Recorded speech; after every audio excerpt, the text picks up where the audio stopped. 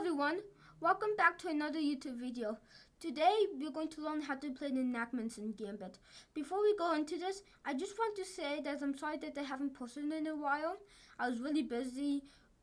My chess school celebrated getting a lot of activity, and we celebrated getting a car, so I'm really sorry that I haven't gotten around to making a video.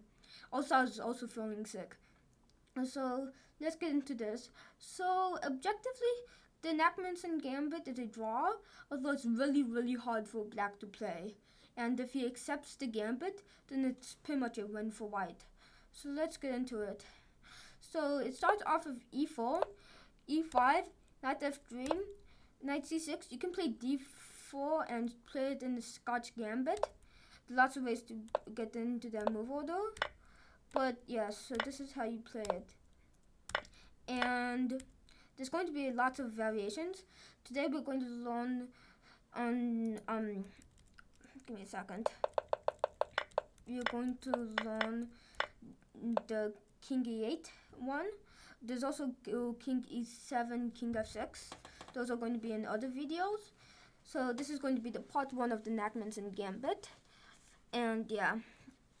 So after king e8, you have rook e1, pinning the knight to the king, and then after bishop e7, you have rook takes knight, d6, bishop g5, rook f8.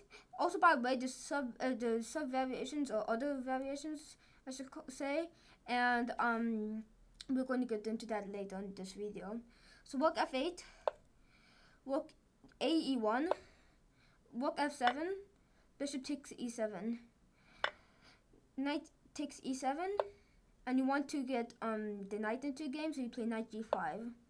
After rook f5, you play queen g8.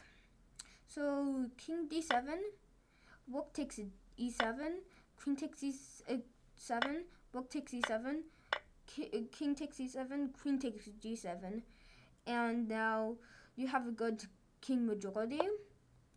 So, but you still down the rook.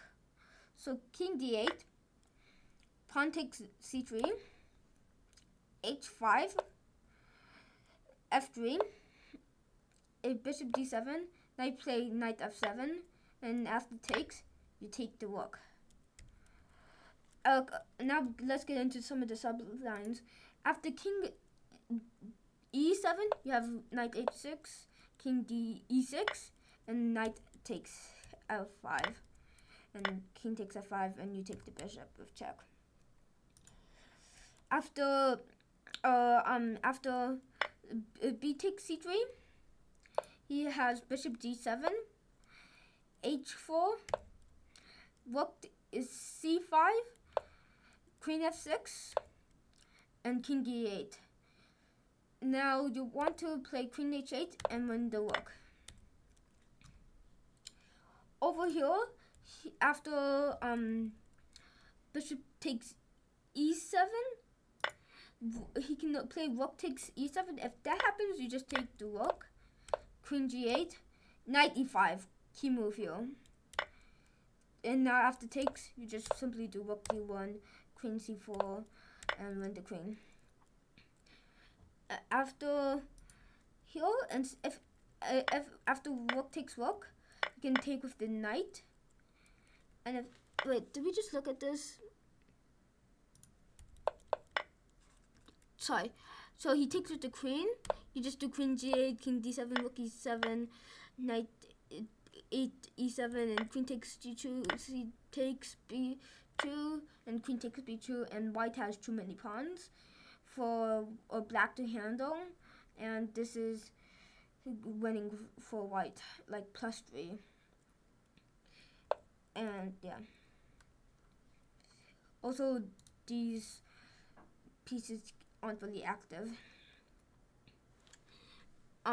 So then after rook takes the knight, he has rook f8, queen h5, g6, and then you can just take the pawn, take this pawn, and this is a draw. I did warn you guys that if both sides play perfectly, then it could be a draw. Although, as you are looking at it, it's really hard to not get a draw. It's really hard to get a draw. After rook f7, queen g8, rook f8, queen takes g6, rook f7, and knight g5. Now here's where it gets a bit more interesting. So over here, if knight takes e7, then rook takes e4, c6, queen h5, g6, queen e5, rook g8, queen d6, g5 is trying to, I guess, get more space. Then you just take with the bishop and rook g6. Now bishop f6, king f7, knight e5, if king g8, knight takes rook, knight takes knight, and queen here. And I think this is a draw according to the engine, although I prefer white here. I'm not sure about you guys, but I really prefer white here. He's going to get up a pawn, and yeah. After here, if rook takes a g5, knight takes g5, queen a5, queen f6, c takes b2, and yeah, you have these ideas. If here, then you take here. If not there, then you take here. If like he pushes, you can, believe it or not, and now you can just take. So yeah. After d6, you take with the rook. Bishop takes e7, bishop g5, c takes b2, rook e1, a1, and after queen b1, rook takes, rook b3, bishop f6, then you have rook e3. You play rook b3 because you want to lift the rook. So bishop d7, rook f4, h6, knight h4, knight e4, e5, then you just take the knight, bring the knight in, take, and if I'm correct, this is winning for white. It might also be a draw. Let me just check the engine. Yeah, this is much winning for white because you just take the rook. That's it for today, guys. See you guys next time, and don't forget to subscribe and turn on the notification bell so you never miss a video like the next part of the Nakhmanson Gambit. See you guys next time.